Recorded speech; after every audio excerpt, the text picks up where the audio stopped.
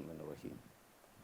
My name is Mobolaji Abdulfatai Muhammad Al-Hawwal Al-Kimba, normally or fondly called MF LAWAL by colleagues.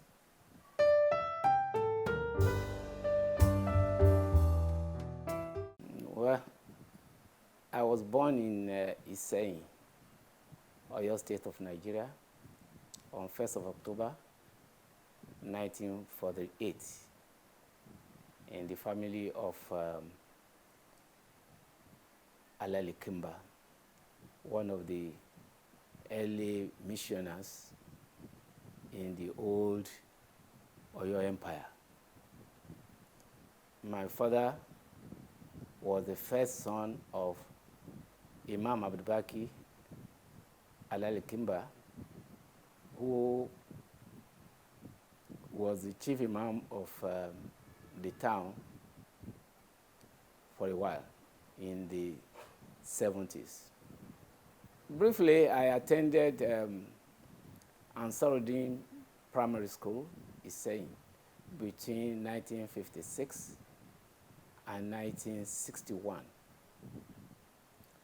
I was to start a secondary school in Lagos when catastrophe struck.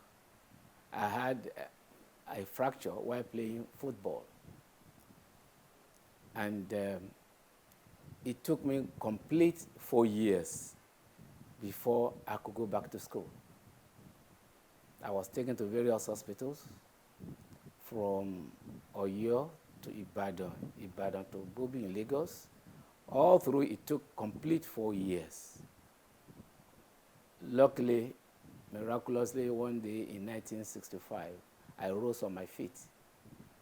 And that was how I had to do a preliminary schooling in Baptist Modern School Iseyin in 1966 for me to regain admission into a secondary school in Oyo. I was to be taken to Olivet High School, but my grandfather insisted I should not attend a Christian school. So I was taken to Oronyo Grammar School. Incidentally, Oronyo Grammar School itself, though, was supposed to be a community college, it turned out to be a Baptist school indirectly, because all the formalities there were patterned after the Baptist protocols. Alhamdulillah, the principal at the time, one Mr. Kuti George, was very, very liberal in terms of religion. They encouraged both the Muslims and the Christians to practice their religion effectively. Invariably, when he left, Canon Deacon, yes, T.O.O. Ogundari, who just passed away about 2 years ago at the age of 104, became the principal of Oronyo Grammar School. He was even closer to Muslim clerics in the town. So he encouraged us to do as much as possible to bring all the Muslim children into the mosque. Indeed, I became the chief imam of the Muslim student society of the school when I was in Form 5. And he supported me so much that, indeed, if any student failed to come to the assembly, once that person is reported, he must be flogged publicly. He encouraged us so much. And when we had competition in those days in other schools, he would provide the school bus. He would make everything comfortable for us. May he so rest in peace. So I left Oronyo Grammar School. So one of the best students in 1967. And from there, I moved to Lagos. I moved back to Lagos to start further education in at the Federal School of Science, Onikan in Lagos. From where I proceeded to Yaba College of Technology, and from Yaba College of Technology to other tertiary institutions abroad. That's the way it is so far. As a young man, you know, especially if you are lucky to be bright in school, you always have girls flocking around you to provide solution for their challenges. And if you are not careful, you can lose your head. I had quite a number of friends, but as a disciplined individual, I tried to be very chaste. I knew exactly what I was doing. I made sure that I cautioned myself until after I came back from national service in 1976. Then I decided to look at all the friends that were surrounding me, and I decided to pick one that I thought that could really travel with me in the journey of life. And that's when I picked my wife, Ajia Aleeftvng Idiat, from Aleeftvng family in Oyo town. We got married. We first had an accident in the car, and then 4 years after, when we were traveling to US in 1980, we decided to have the walima to the car in Oyo town. So far, it has been a very fruitful experience, alhamdulillah.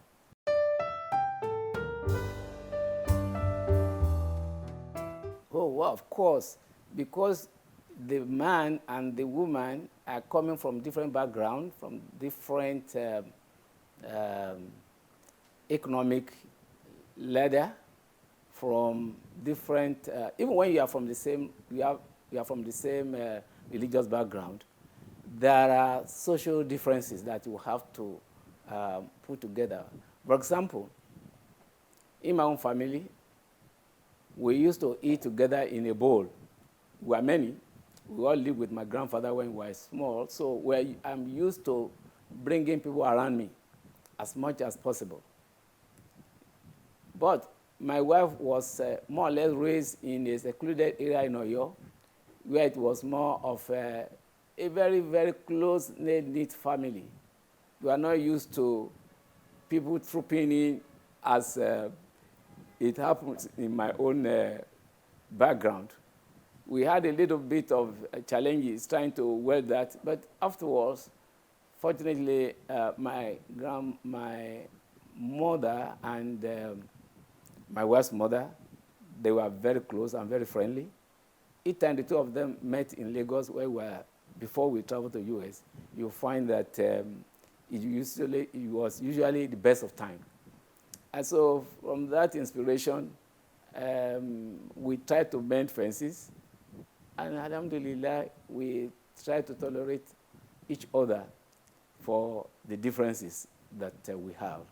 But because we are also from the same religious background, it was very, very easy to cancel us when there were little skirmishes. But I must say, it has been a wonderful experience, alhamdulillah.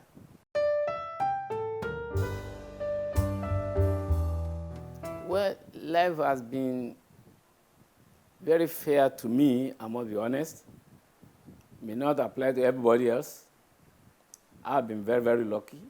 Even after my school certificate, I got a job in Labor Borders that placed me on equal footing with HSC holders as a technical assistant. I worked in the laboratory. I worked in the quality control department.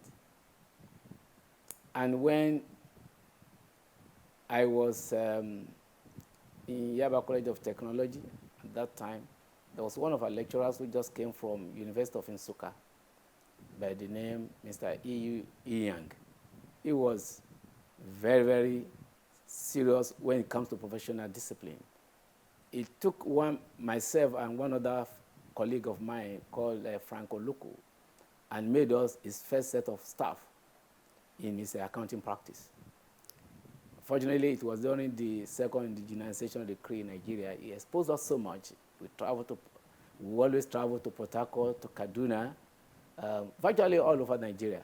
So that gave me very good grounding when it comes to accounting training.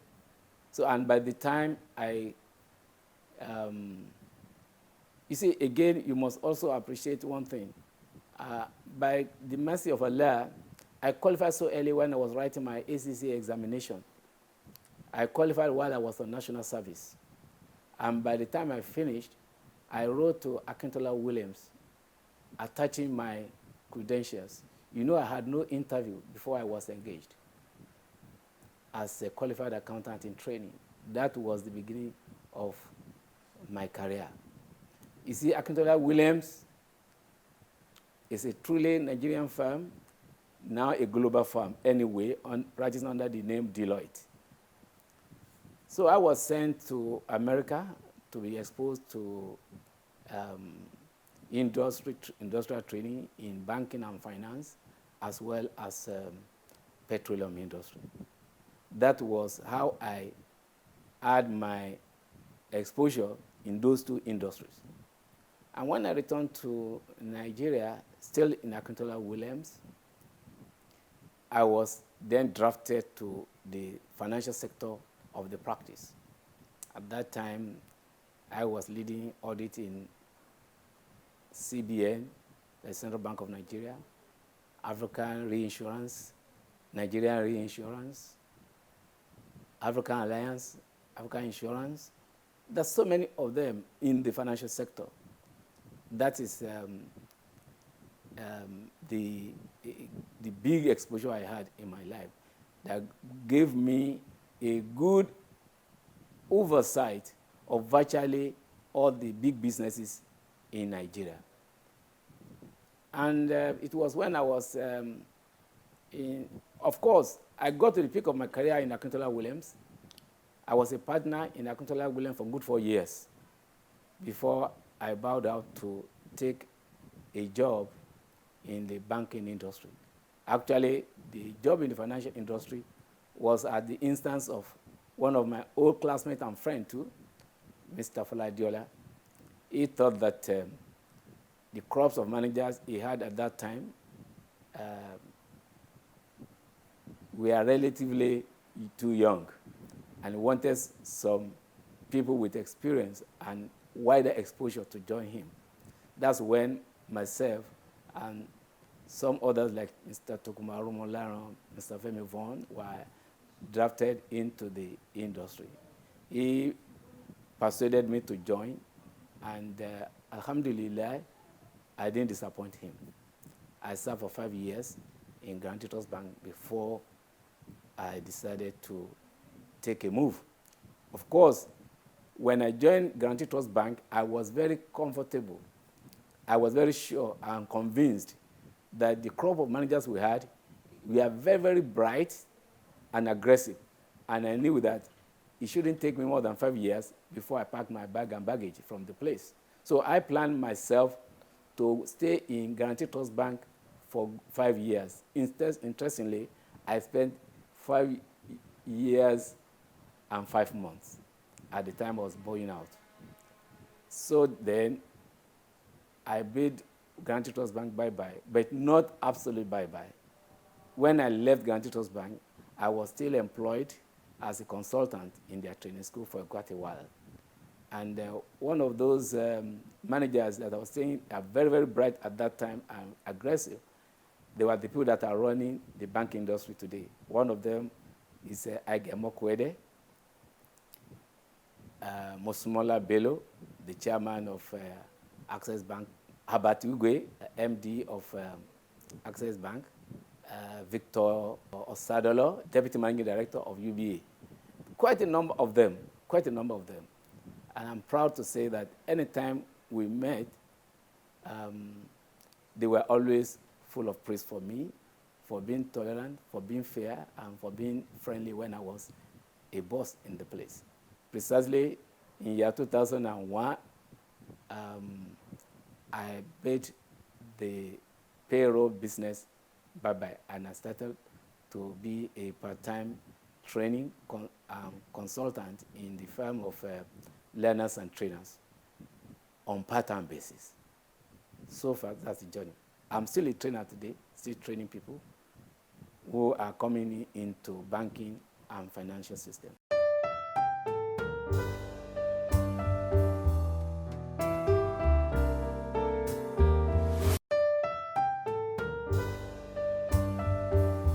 I'm a quiet person, on the quiet side, though people don't believe that.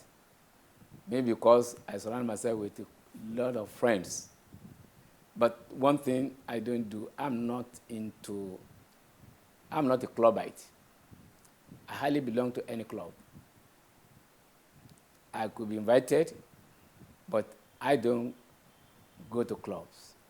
Again, that may be traced to my background. Like I told you, I had a good 4 years tucked into accident of football.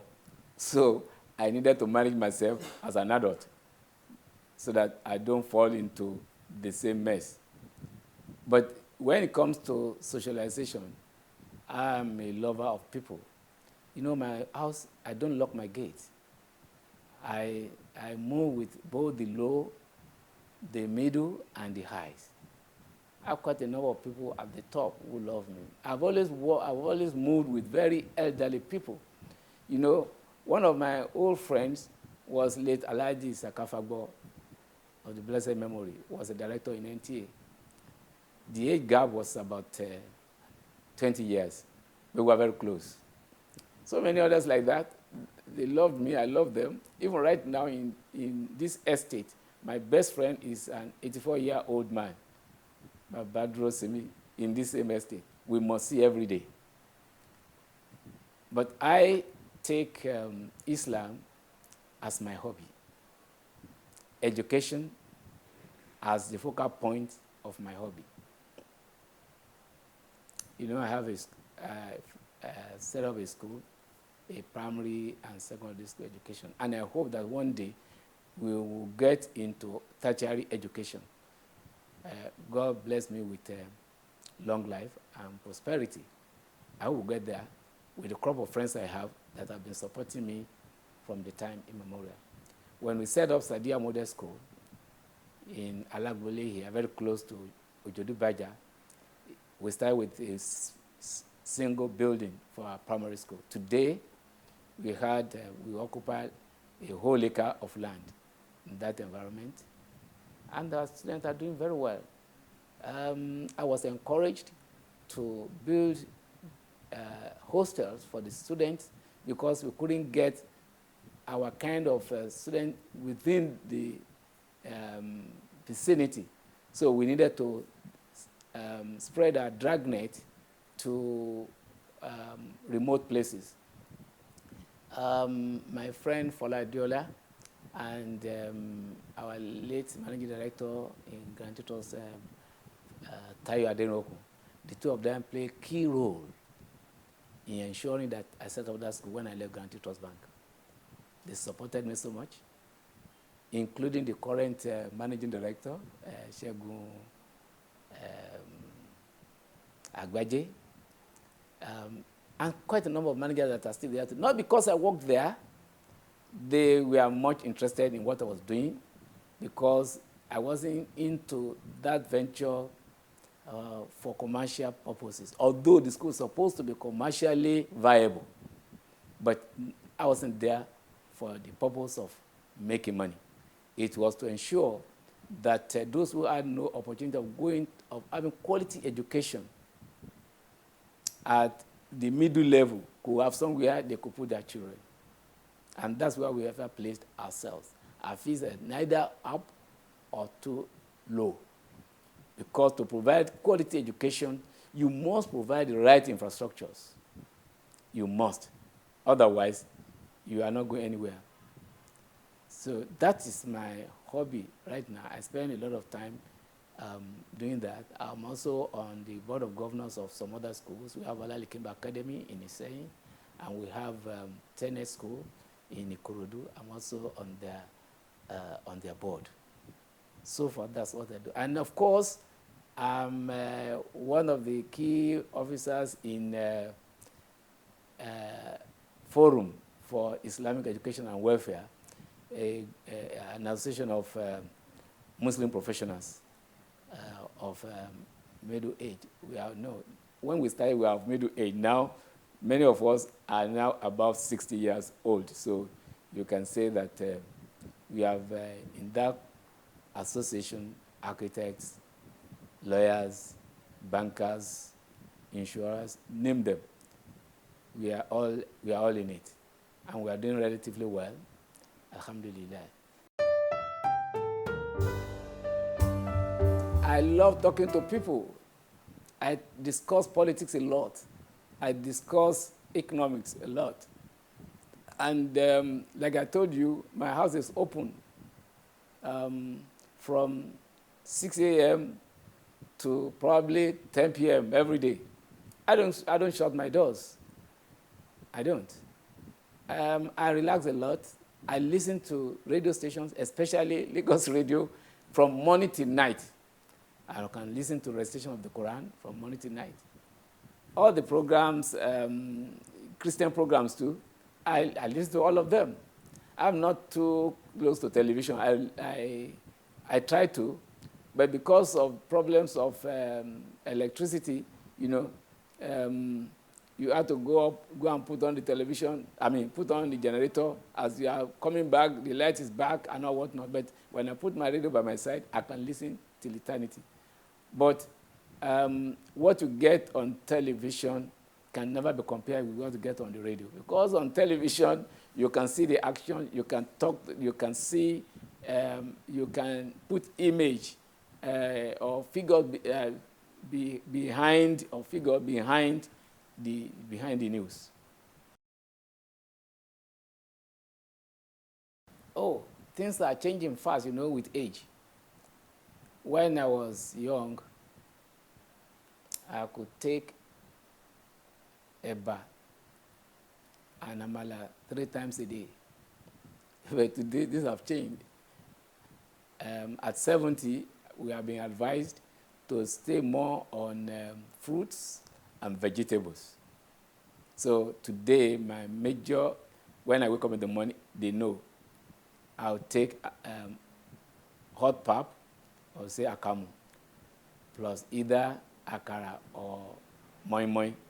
That's my routine in the morning. But before then, I must have taken my 2 glasses of water when I woke up, of warm water, and then followed with some slices of fruits. I like pawpaw more than any other fruit. But then I take others too, especially cucumber and the rest. Then by about 10 o'clock, I take my breakfast. If at all I'm going to eat dinner, I like eating before 7 o'clock. And usually rice and beans.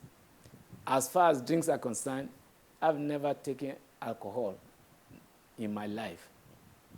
Even in all my social life, there's nowhere you won't find me in at occasions, but I don't take alcohol. First, on the basis of my religion, and again, on the basis of health advice. I don't take alcohol. Today, I don't even take minerals anymore. I take ordinary water. I can take 12 bottles of water in a day if it's available or when I need. But usually, that's my routine when it comes to diet these days.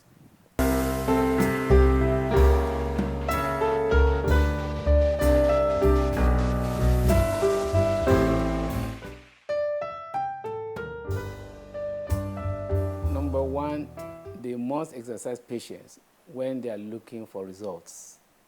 Result doesn't come in a day,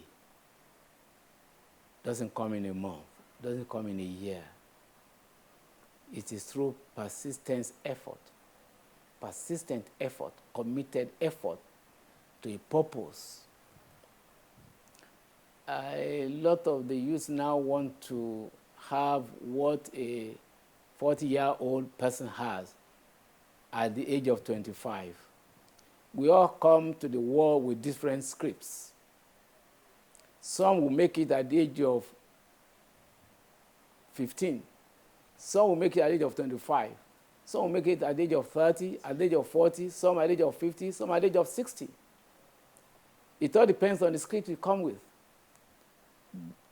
More importantly, what I always advise people is when your friend, your colleague, your neighbor succeeds, be happy for him. Congratulate him. Don't envy him.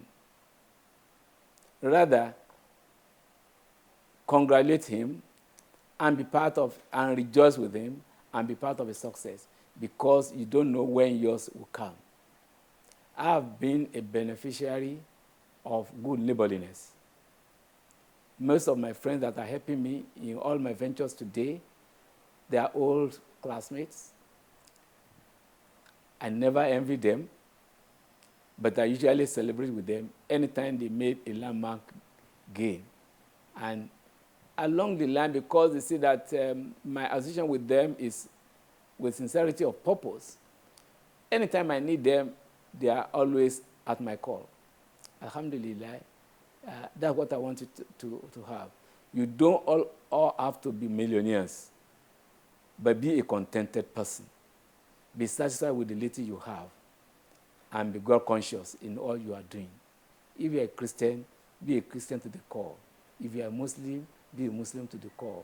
But do it with passion for integrity and service to humanity. And you find that the road will always be open and smooth for you. Assalamu alaikum.